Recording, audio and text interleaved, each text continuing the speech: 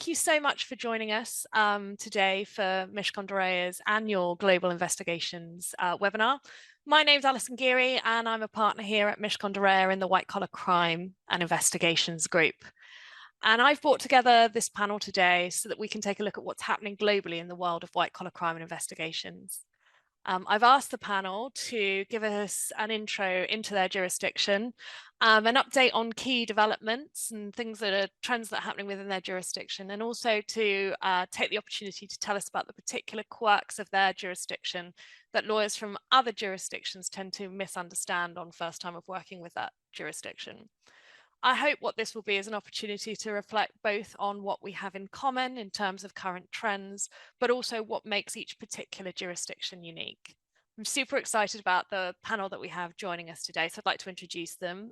First and foremost, I'd like to introduce Tendai Jangera, who joins us from South Africa, where she leads the white collar crime practice at CDH.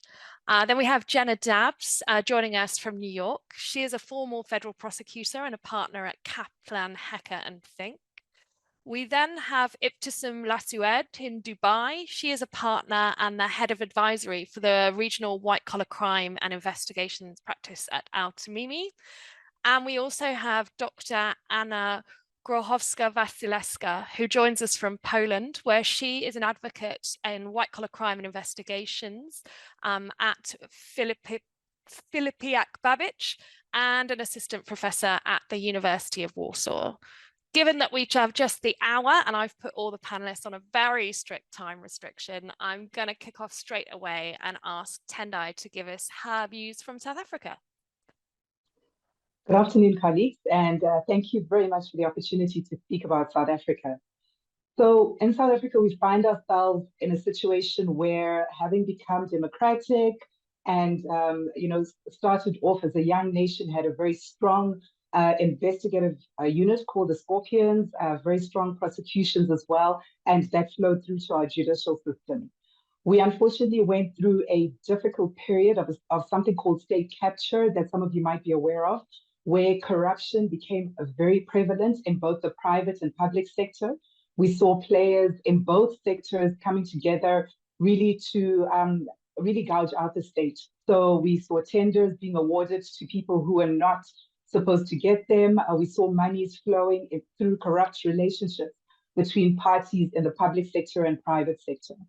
And having gone through that very difficult period, we found that our investigative units, who had previously been empowered to deal with these cases of corruption, unfortunately were severely affected, with the people in the positions being removed for frivolous to non-existent, for reasons that were non-existent. And as a result, we saw a weakening of these state institutions that we had that would investigate and prosecute. Fortunately, we've now come out of that period. Some of you might be aware of state capture and the commission that we had, a big investigation that happened nationally, where we were looking at our state institutions that had been affected by corruption, again, the public and private sector players. And we're now in a period of a rebuilding process. So when I speak rebuilding, it's now our units looking at our investigative units and our prosecutorial units as well. So I'll start with our investigative units. So we have a special investigations unit, and it focuses on investigating matters with a point of civil recovery. So these investigators go in as a state sanctioned organ into state institutions and conducting investigations for the purposes of civil recovery. On our policing side, we have the South African Policing Service, and within that, established within that was a unit that is called the HORF.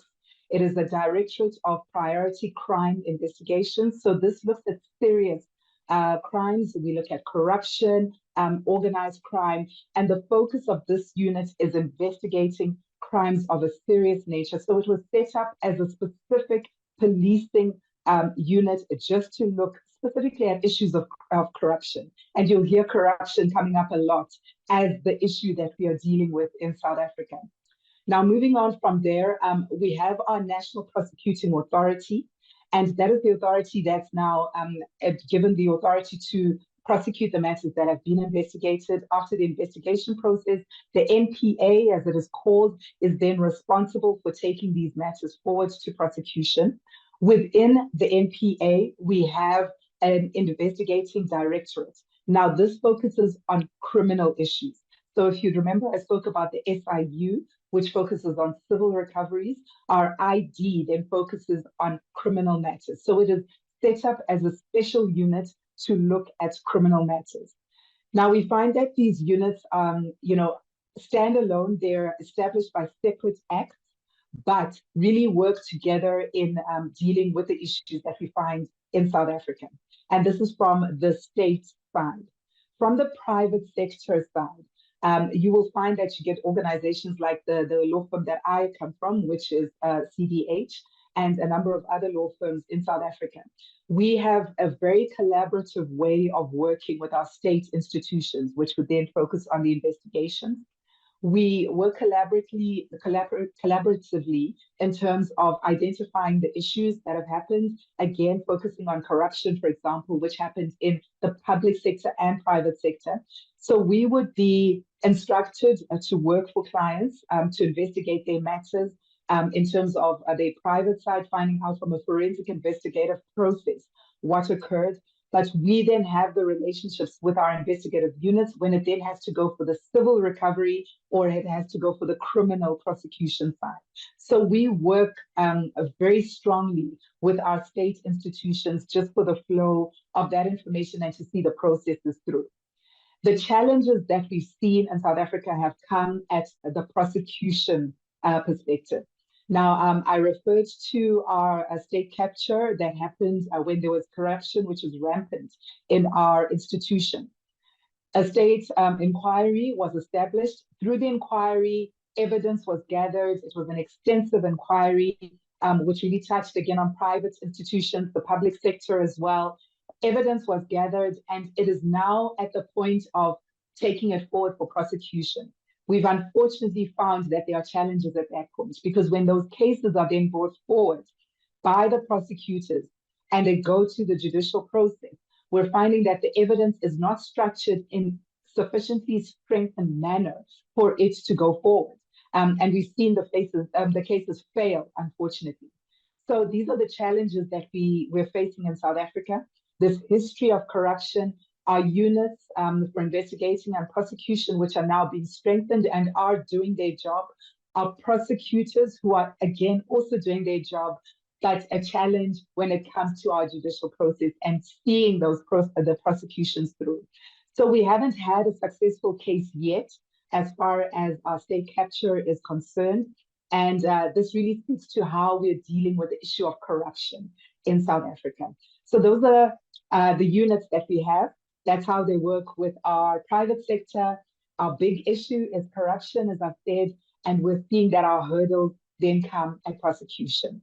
And in terms of understanding our jurisdiction, I'd love to give our colleagues comfort in terms of how we understand the judicial systems of other nations. So our firm specifically is multi-jurisdictional in the partners that we work with. So we have a good understanding not only of South Africa, Southern Africa, but also overseas jurisdictions. And we have a number of matters that we deal with from an investigation perspective that are multi-jurisdictional, cross-border issues. So we are well aware of issues that are happening in terms of those types of investigations. So I think the comfort I would like to give is that when we work together with our colleagues overseas, you're not coming to deep dark Africa with colleagues who are not aware of what's going on. We are fully aware of what's going on and are able to really collaborate. Thank you, Alison. That's the intro from South Africa. Thank you, Tendai. That's really helpful. And thank you to the person who's already put a question for Tendai in the Q&A box. I will come back to it at the end. But some interest, Tendai, when we get back to questions about how the MPA and other authorities in South Africa work with international authorities. Anyone else who has questions throughout any of the speakers, please do put them in the Q&A box and we will come back to them at the end of the session. Thanks, Tendai. Moving on to Jenna. Tell us what's happening in the US, please. Thank you so much. I'm pleased to be able to present on the white collar criminal and regulatory framework in the US. I think the hallmark of white collar enforcement in the US, and one can debate whether this is a good or a bad thing on both sides of the coin, but I think the hallmark is the wealth of prosecuting authorities and investigating authorities that we have in the US. And I'll just start with a little bit of a high level about that, and then I'll get into active investigations that are really a great focus here in the US, and what we sort of see on the horizon in terms of developments. We have our national level of government here, the federal government, and then of course all 50 states have independent separate governments.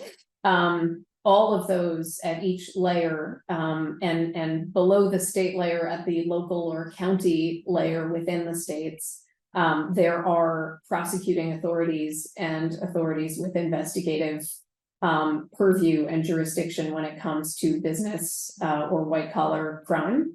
The federal government, I would say, definitely takes prominence, but it often surprises people that the state attorneys general can get quite involved. They have their own legislation that they're responsible for enforcing, and it is quite active in the securities law space, and certainly in the kind of overall fraud context, which is a rather broad layer at all levels of our system.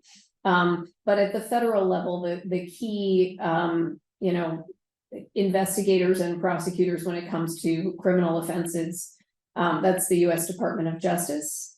The U.S. Department of Justice has a kind of main section in Washington, D.C., and then there are subject matter specific segments within there, within that main justice office that focus on particular types of crime.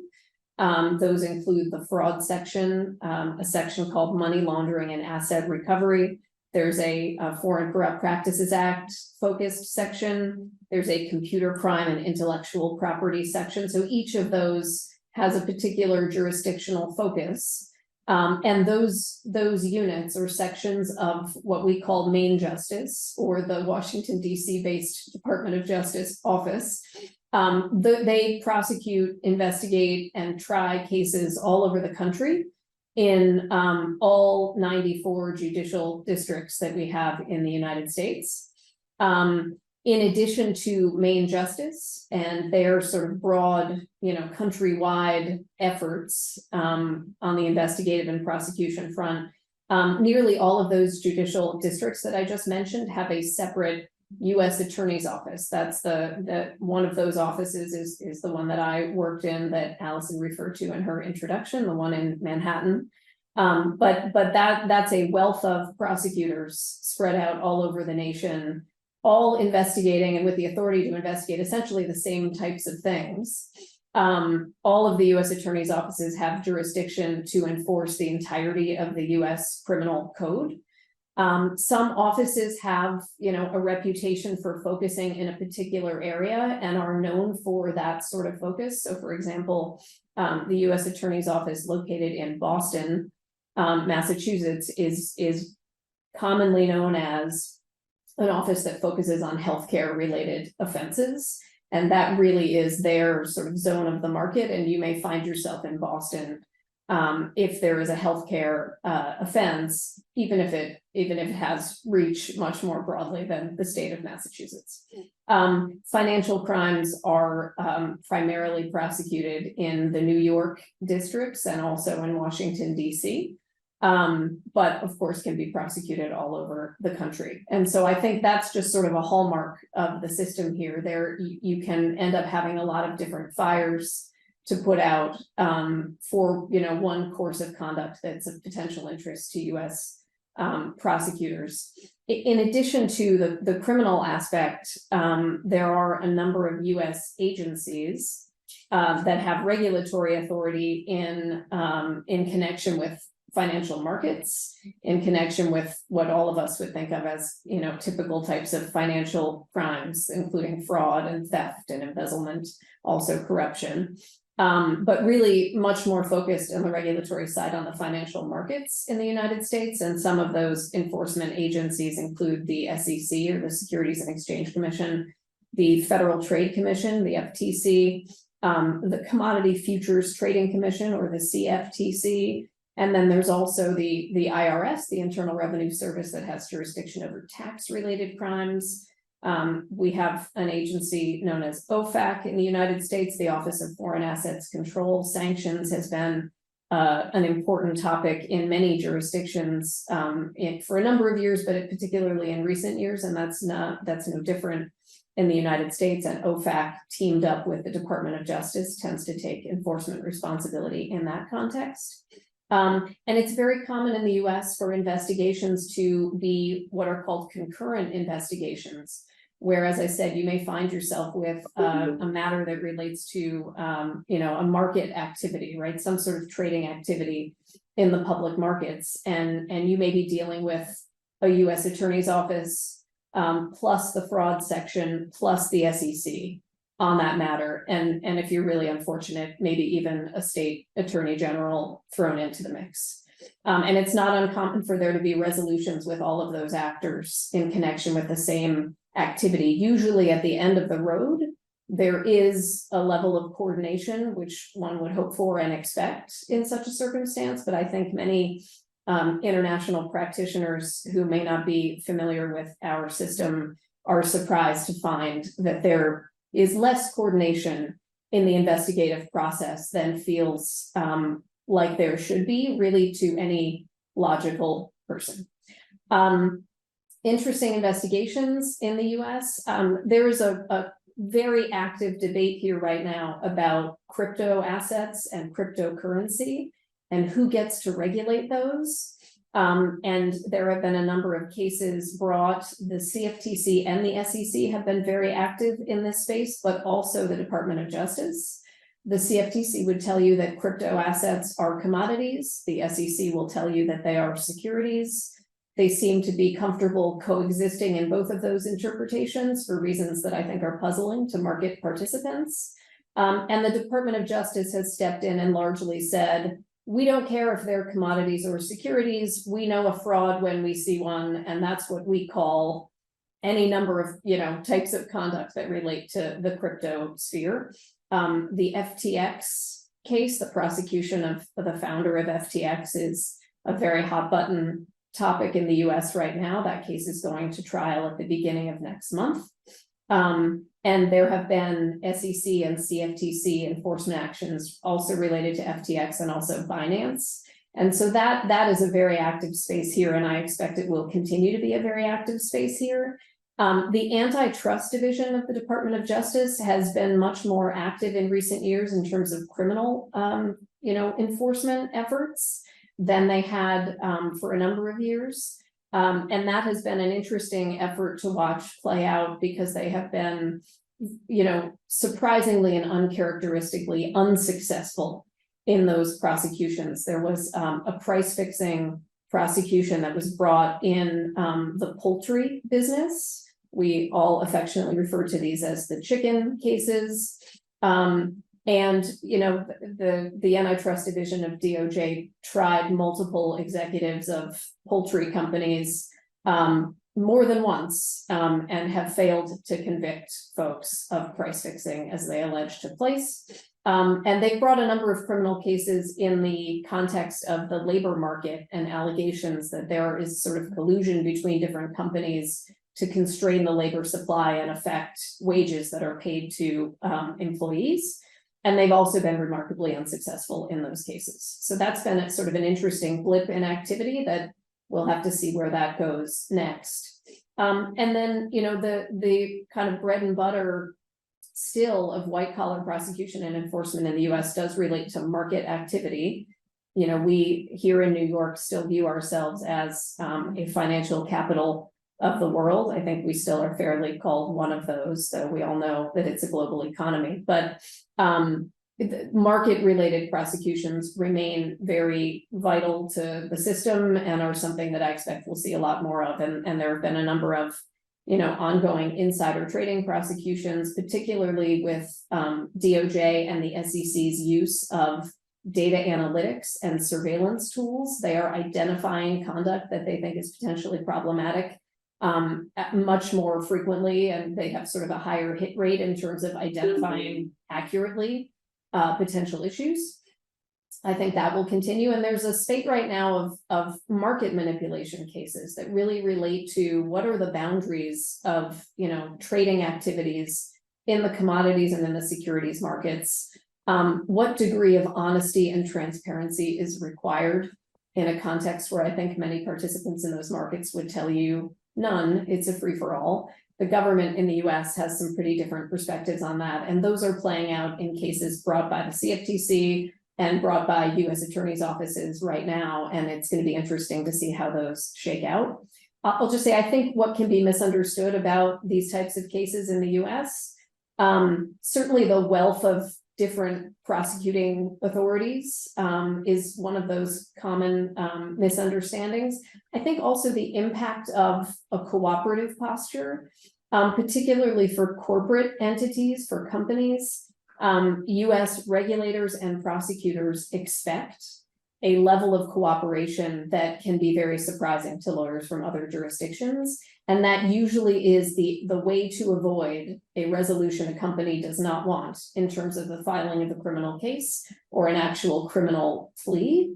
And so there are huge incentives in the US to be cooperative in investigations, much more so than in some other places. It's very much the expectation.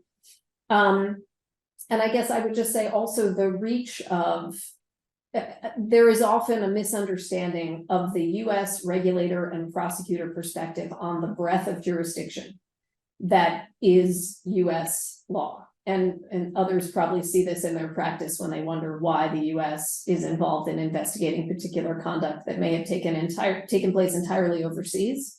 That is also a feature of the US prosecuting environment that I think can surprise a lot of folks. One other potential trend, and I think I'm probably at the end of time or maybe even over it, and just one other potential trend is the sanctions space. You know, the second in command in the Department of Justice has said that sanctions are the new FCPA in terms of US enforcement. I don't think we're seeing that in practice yet, but everyone is sort of waiting to see if that's in fact going to be the case. Fantastic. Thank you, Jenna. 2 points to make on that. Firstly, it's very reassuring to hear you say that the coordination can be a little mystifying to folks from outside the jurisdiction. That's reassuringly familiar to me. And I might come back and ask you a question on that if we don't have other questions to ask at the end, because I'm interested to hear in how you manage that and how you deal with that, because it is constantly a mystery to me as to how these sort of different agencies get involved and seem not to coordinate in the US. And secondly, just to say thank you, Antitrust, for bringing us just the most enormously amount of fascinatingly cool cases: chicken cartels, tuna bonds, marine hoses. It's all the really sexy stuff, isn't it, with the Antitrust division. Moving on, Ibbotson, are you there? Can you give us a view from Dubai, please? Yes, sure. Hi, everyone. Thank you. So very nice to be here with you. Thank you very much. And I'll start by just, setting the scene. Of course, I'm sure by now everybody knows that the UAE is a federal system. It's a civil law system, and they are made up of 7 emirates, okay, which are home to over 40 commercial free zones and 2 financial free zones, and also a number of company registries. So the reason why I mention this is because, of course, when it comes to criminal matters, it becomes federal, whether or not there are free zones involved, etc. So, in terms of, if I start with explaining briefly who are the key investigators in this jurisdiction, I would say that there are 2 main authorities in the UAE which would be responsible for the investigation and prosecution of criminal offences: the local police and the public prosecution. So when we move to the more serious crimes, which are classified as felonies, and the cases that would be more complex in nature, that would be investigated and prosecuted by the public prosecution. So if we talk about offenses that would concern bribery and corruption or money laundering, it would be referred to the prosecution, public prosecution, either by the police or by other authorities following the initial fact findings and inquiries. And of course, there are a number of specialist federal money laundering courts that have been established in the UAE to improve, of course, the judicial expertise and to facilitate as well the enforcement of money laundering offenses. Now, the misdemeanors may be handled and investigated by the police initially, before transferring to the prosecution for indictment. So what is very important here to mention is that public prosecution is a non-judicial authority and would work in conjunction with the courts and other government authorities to investigate and prosecute. So both the police and the prosecution would have the authority to investigate and also to prosecute the crimes of all natures, including personal crimes, property crimes, financial crimes, and organized crime, etc. It's a non-exhaustive list, of course. Now, the other point to mention, which is very important, I think, is that there are also regulatory bodies, and similarly to what we have already heard from our colleagues, so regulatory bodies such as the Central Bank of the UAE or the Ministry of Economy, who would also carry out initial investigation, for example, for the financial institutions when it comes to the Central Bank, and designated non-financial business and professions when it comes to the Ministry of Economy, plus the Ministry of Justice as well. So we have seen lately an increase in terms of the investigation relating to money laundering. Of course, that comes on the back of the UAE being listed by the FATF on its grey list. And there have been a number of new regulations and increased enforcement lately, and as of June, July, I mean, the UAE have been seen to have made huge progress by the Financial Action Task Force. But of course, this is work in progress, and they continue to work very hard to be able to exit the list. But I think it's something that I want to highlight because there have been huge developments and progress on the work that has been done on that front. And as I said, we have seen an increase in terms of the investigations and different type of investigations. So there were either investigations initially led by the authorities, but also sometimes situations whereby there would be look-back investigations on sanctions, potentially, etc. And in terms of enforcement as well, huge fines being imposed by the Ministry of Economy, for example, and some companies that ended up having their operations being suspended lately. So hopefully we'll see some developments there. Now, if we were to also look at the bigger picture in terms of the white-collar crime type of investigations in this jurisdiction or within the region, I think that, I mean, there are a number of headline investigations that I cannot really discuss here because we are acting, but covering like large, I would say that the trends would be in relation to large-scale, high-value fraud, but also corruption investigations and money laundering. So corruption investigations, interestingly, different aspects to it. So it's the corruption investigations that would either be initiated locally by the anti-corruption authorities, whether in the UAE or Nazaha in Saudi Arabia, etc. So I'll give further example. Or it is also on the back of investigations that would have started abroad. So, for example, FCPA investigations, where there would be a Middle Eastern element, and there has been an increase in terms of this type of investigations. But I have said also, if you just look at locally, the stance that those countries have taken is really zero tolerance policy when it comes to corruption, and as a result of that, increased investigations, and some of which, I mean, we have been handling in the region, in Qatar, in the UAE, in Saudi, to name a few, which are ongoing. So quite active on that front. In the context also of what I want to mention to our audience, and hopefully that will be helpful, but in terms of the situations or what we see as most commonly misunderstood about the investigations in this part of the world is, I would say, I will give you an example, is situations whereby there has been, let's say, a DPA signed in the US, and ultimately the client or the multinational seeking advice as to what would be the reporting requirements in our jurisdictions. And when we discuss with our peers, initially they think that, I mean, they would tell us, obviously, no, but we are not in a position to share the information because it's confidential, it's a DPA, we cannot provide you with any type of information, even though ultimately for the local authorities, this is something that they would investigate. So we are not in a position to say there is a DPA that has been signed in the US, involving or referring to in the press release, let's say, that would refer to UAE, Saudi, whatever countries in this part of the world, thinking that nothing is going to happen. So, and that's like that triggers, that has triggered a lot of local investigations actually, because the local authorities in this part of the world would look at those press releases and see that their country has been named, and on the back of that, they would start their own investigation. So I think that the binding nature and the confidentiality of a Department of Justice DPA or settlement agreement is not something that is always like understood because or appreciated because there would be a nexus, a jurisdictional nexus, whether in the UAE or in these countries, and they will ask for disclosure of the Department of Justice agreement ultimately. So there's little defense here.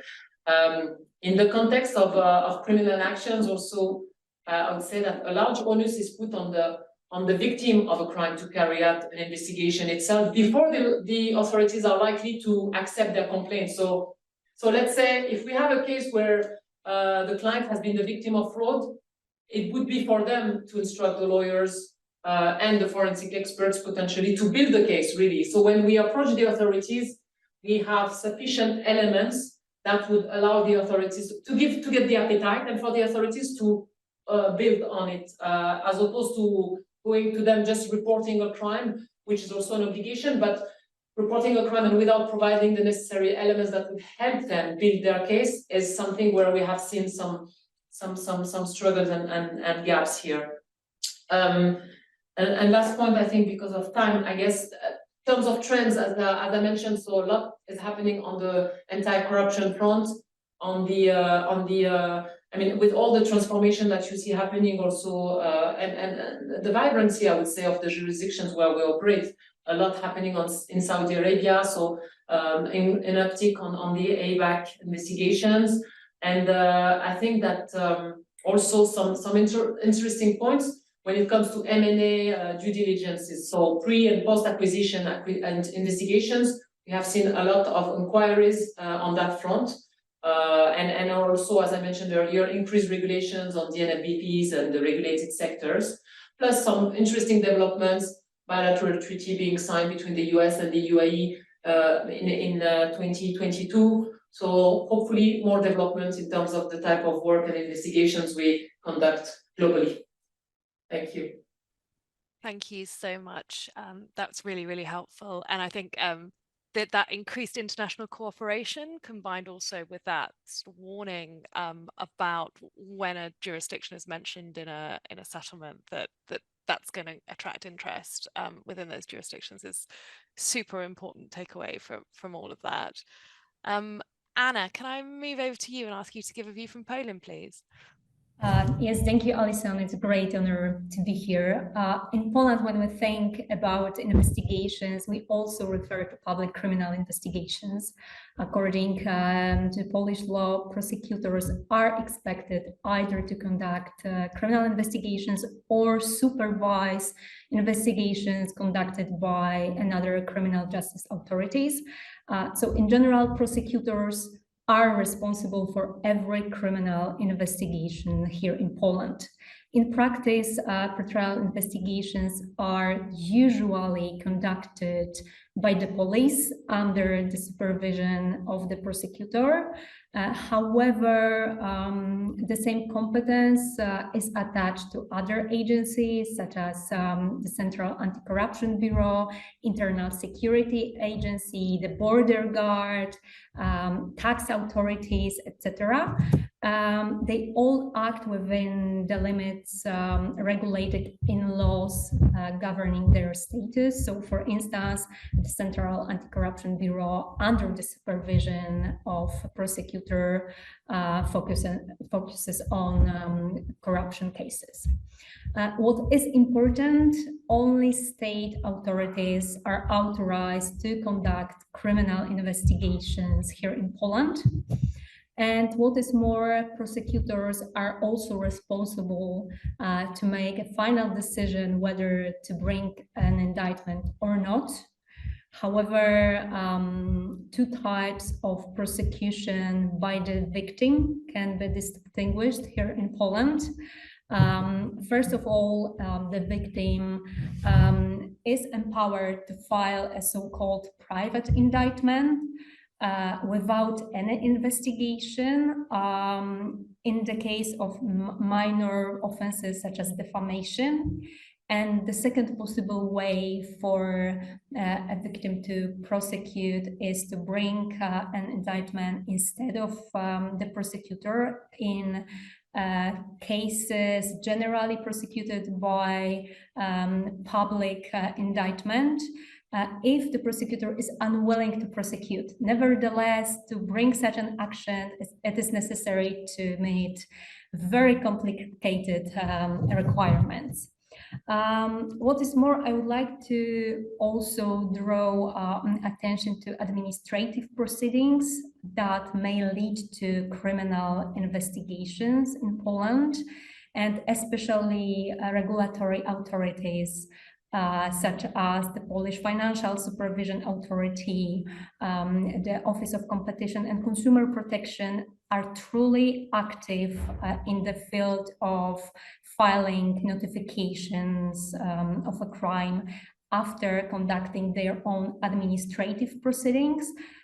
So they are not empowered to run a criminal investigation, only administrative proceedings, and in some cases they can impose administrative fines. Nevertheless, white-collar crime lawyers in Poland more and more often support lawyers specializing in these fields, as the material collected during these administrative proceedings is usually submitted to the prosecutor and may be relevant in criminal investigations. I would say that currently the highest profile cases in Poland concern the financial market. There are more and more cases regarding alleged pyramid schemes or Polish Ponzi schemes, financial market manipulation, insider trading. They're very complex, they're very interesting, but on the other hand, they're also truly difficult from the perspective of a defense counsel. What my colleagues, especially from common law jurisdictions, misunderstand about the Polish system is the role of internal investigations in criminal justice system in Poland. I would say that so far this role is insignificant. Internal investigations in Poland are not as common as in common law jurisdictions. So far, Polish law has not provided any benefits from conducting internal investigations. And what is more, the corporate criminal liability in Poland is illusory. It almost doesn't exist. There is the Act on liability of collective entities, but it doesn't work. There are many reasons for this. The main reason is the dysfunctionality of this act.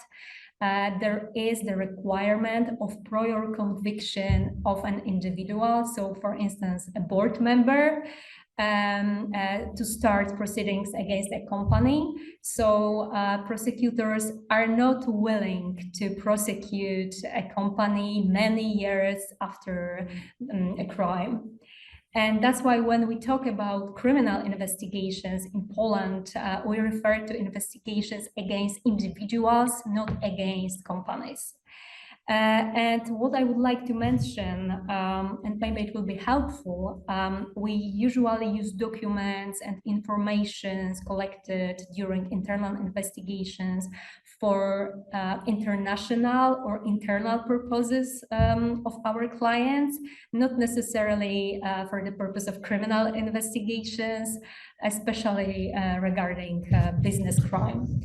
And the second misunderstood area is the role of pretrial investigation in the continental inquisitorial system.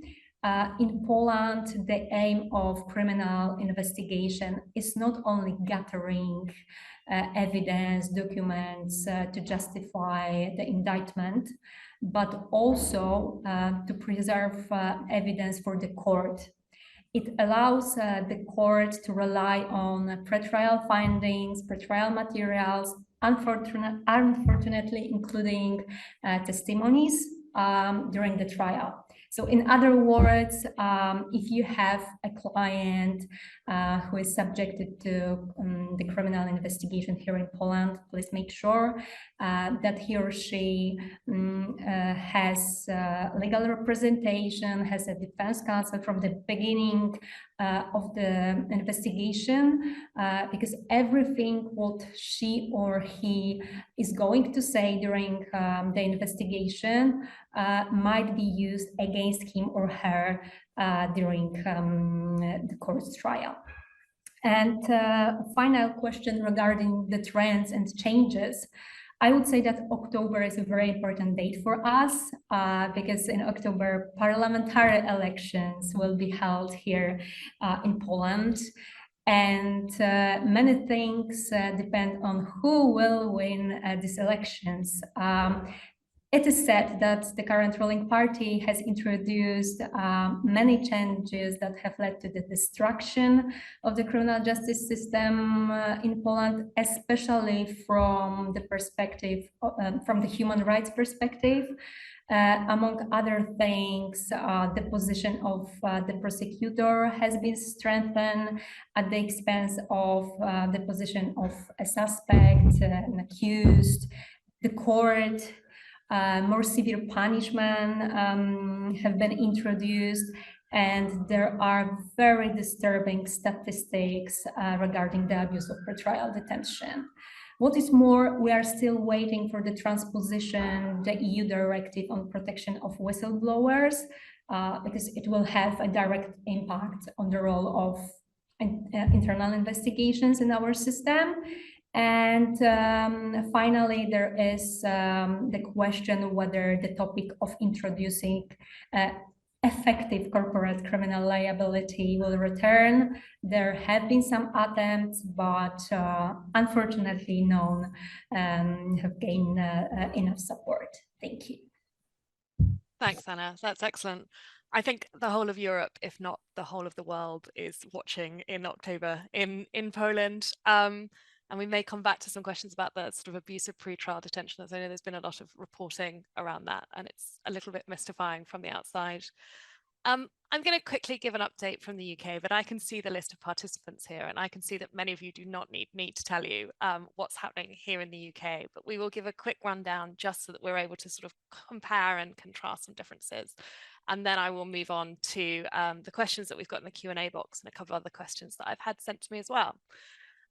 So to keep this quick, let's focus first on the year that the Serious Fraud Office has had. They have had some case successes this year with the conviction of David Amos and the Bally's Group Steel executives, and also the enormous £280 million Glencore fine in June 2022.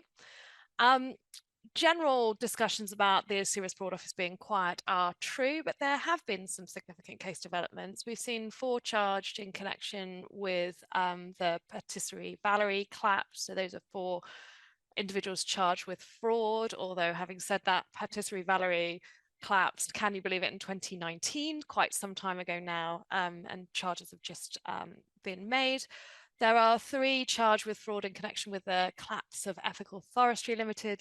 Similar story there, as I think they collapsed in 2015. And then there are 3 charged with corruption offences in connection with payments made in Sierra Leone by London Mining PLC. We've seen some significant acquittals, the Tetris Blue bribery acquittals after the Tetris Blue deferred prosecution agreement happened this year.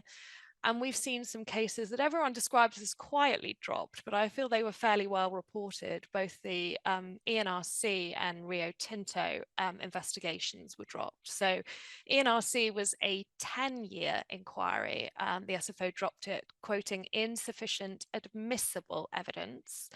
And there has been calls from various pressure groups to have the SFO give a statement as to whether or not there was any connection between them dropping the investigation and the claim brought against the SFO back in 2021 for misfeasance in public office, which was in connection with the relationship between certain individuals at the SFO and ENRC's former legal advisor. And then, of course, the Rio Tinto investigation that began in 2017 in relation to corruption payments in Guinea. Those investigations were, of course, dropped in perfect timing with the end of one term of SFO director and the introduction of a new SFO director. So as of Monday, Nick Fgrave is now in place, our first police officer to take the role of Director of the Serious Fraud Office. He was previously Assistant Commissioner at the Met and the Chief Constable of Surrey, and I'm sure there were many that were gripped to read his statement as he came into office. And he said the most exciting words, that he is going to ensure the SFO is best placed to fulfill its mission and the effective delivery of ongoing cases, which is pretty rip-roaring. I'm sure you will agree. So what does it mean? Well, it means exactly what we expected. No major exciting shift of direction. There is already the 2022 to 2025 strategy in place, which presumably he will be following until his feet are well under the table. He's got quite a lot of challenges ahead of him in terms of the management of the organisation.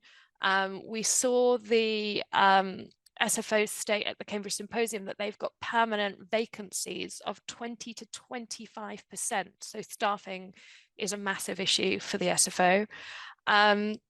They still have much to do in implementing the recommendations of the 2 2022 reports. So the Calvert-Smith report into the collapse of the Unoil trial and the Altman report, the Calvert-Smith report into the issues with the Unoil trial and the Altman report in relation to the collapse of the Serco trial.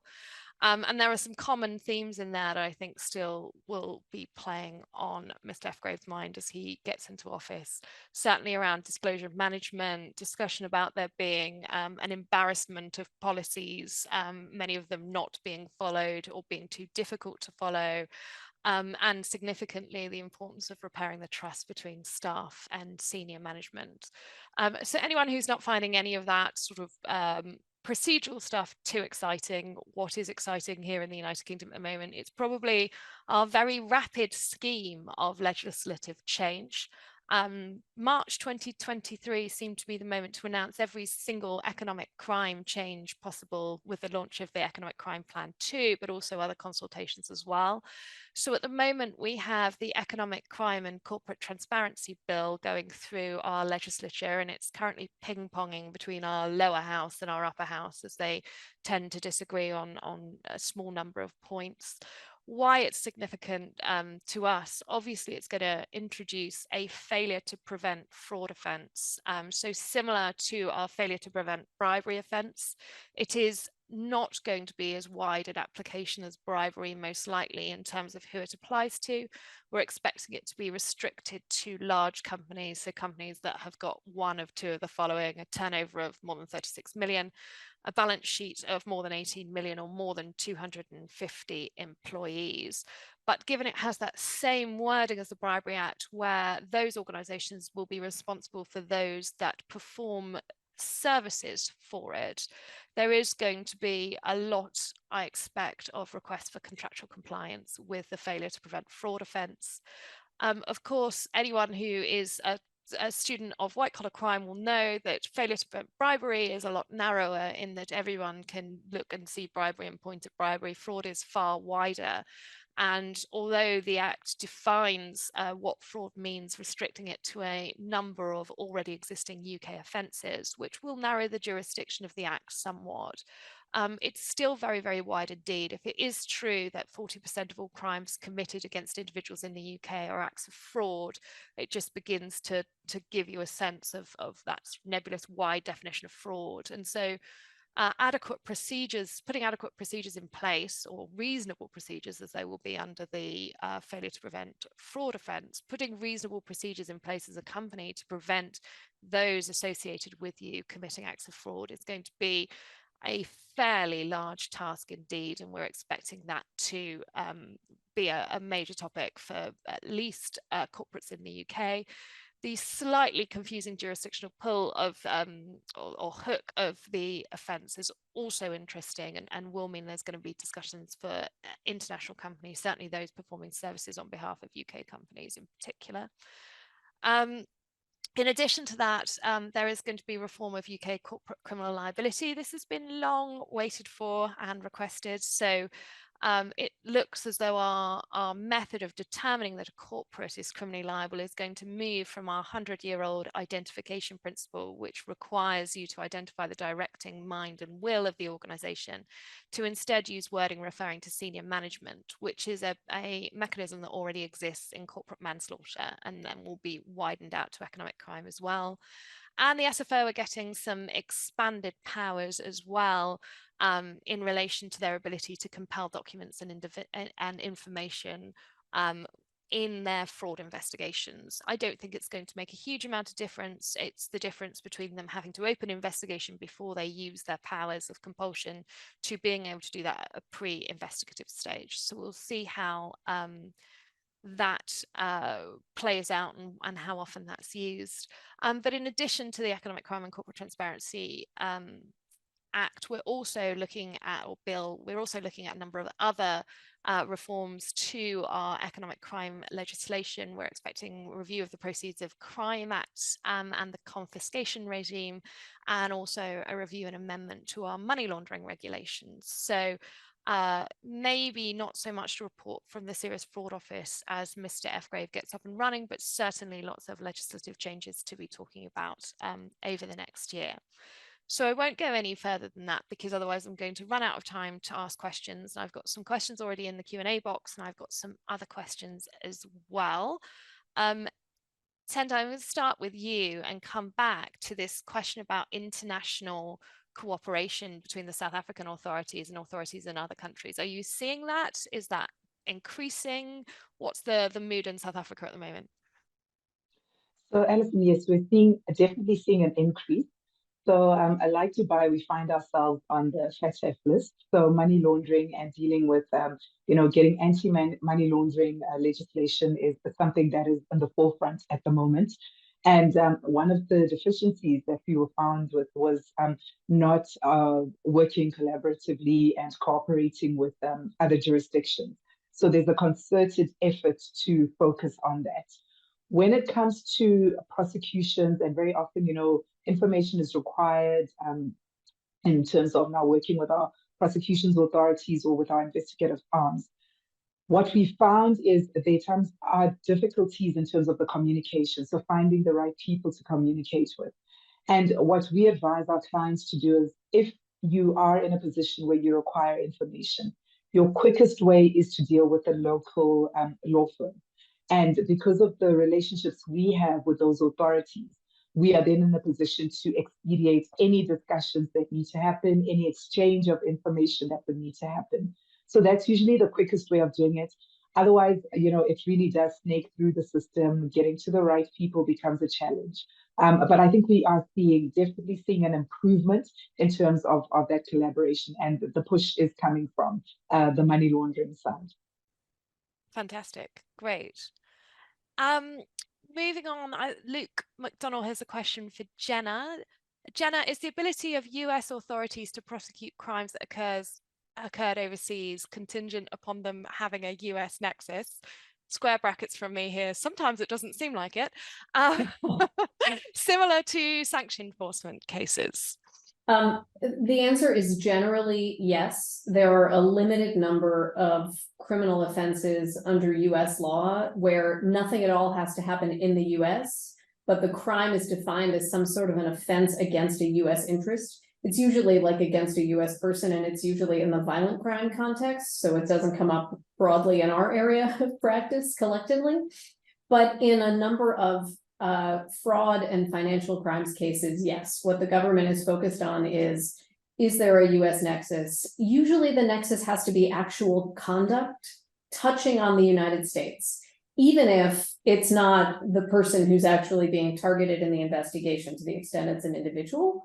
And I guess the only other caveat I would add is that sometimes what, US prosecutors view as a US nexus, as Alison just said, may seem unsatisfying when assessed with some objectivity. I don't mean to be so jaded in my view, but one example is a case that I have right now, which is a commodities case in the FX markets, which are not regulated in the United States, but there's a piece of it that involves a single option, one swap. And the US government has taken the position that an individual who was the founder and ran a UK-based fund who was engaging in trading activity from Cape Town, South Africa, working with a broker in Singapore, that just the fact that there was an option with a large financial institution that is ultimately headquartered in the United States, and because there are wires that often in nearly any financial transaction will at some point touch New York by virtue of the Fed and correspondent bank relationships, that seems to be enough for the US government for a US nexus in that case. And we'll see if the judge agrees. At some point, they're going to have to stop agreeing, surely. I've got time for one last question. I've got a question here from Brendan. Anna has already answered this question, and I'm really interested to hear from Ibtisam on this one, because she began to speak about starting investigations and the amount of work that an individual has to do before an investigation is picked up by the authorities. So if I can ask her to lead on this and then others to add in. But Brendan says, in England and Wales, a victim has the option of a private prosecution if the authorities decide not to pursue charges straight the subject. Are there similar or equivalent tools in jurisdictions represented by the panelists where a crime may not attract a public prosecutor's attention? So essentially, can a private individual bring its own prosecution? Ibtisam, can I start with you? Yeah, so I mean, simple answer is no. In the UAE, private prosecutions cannot occur. I mean, it doesn't mean that they are not available to UAE citizens, let's say, when aspects of the offending occurred in places where it would be allowed. So if, like in the UK or other countries, but no, in the UAE, that's not something that it's very much about the UAE authorities leading when it comes to investigation. And also there's always a fine line, because sometimes we are approached by peers from different jurisdictions and they want us to be more proactive in terms of leading the investigation, etc., or supporting them when they lead the investigation. And we explain to them that there's a fine line that the UAE authorities or other authorities in this part of the world do not want to see, I mean, like, not cross that line where they believe that that's under their umbrella and their pursuit, and they don't want to see people starting investigating themselves. So there's always something that people need to keep in mind when coming to this part of the world. Great. In the 1 minute we have left, Tendai, Jenna, anything to add on that? Go ahead. Thanks, Jen. A very quick one. In South Africa, yes, we do have private prosecutions. It's actually a very active area of our law. There's an organization right now that's really taken up a lot of cases that have been declined for prosecution. So we're seeing that as an active area. In the US, the answer is sort of. There are private rights of action for victims of fraud and victims of, securities law offenses that look a lot like a criminal kind of set of allegations, but they're not criminal cases. They are civil cases. The penalties and the results are not criminal outcomes. They would be, you know, fines, damages in the civil context. And they normally are not, you know, people who have seen that the federal government has not been interested. They normally follow in the US from the filing of a regulatory or a criminal action, and then suddenly all of the plaintiff's lawyers get involved and try to identify a shareholder who might want to bring a private civil case. Not content with having many different regulatory authorities to deal with, you also It's have just the civil not claim enough, as well. Alison. There Yeah. needs to be more. Great. Well, on that note, I'm going to conclude and thank our panel very much for their time. I thought it was really fascinating. I will send out an email with their contact details on, so if there are questions that you've sent to me and they haven't answered and you want to get in touch directly, I'm sure they would welcome an opportunity to continue the discussion. Thank you very much. Thank you. Bye-bye.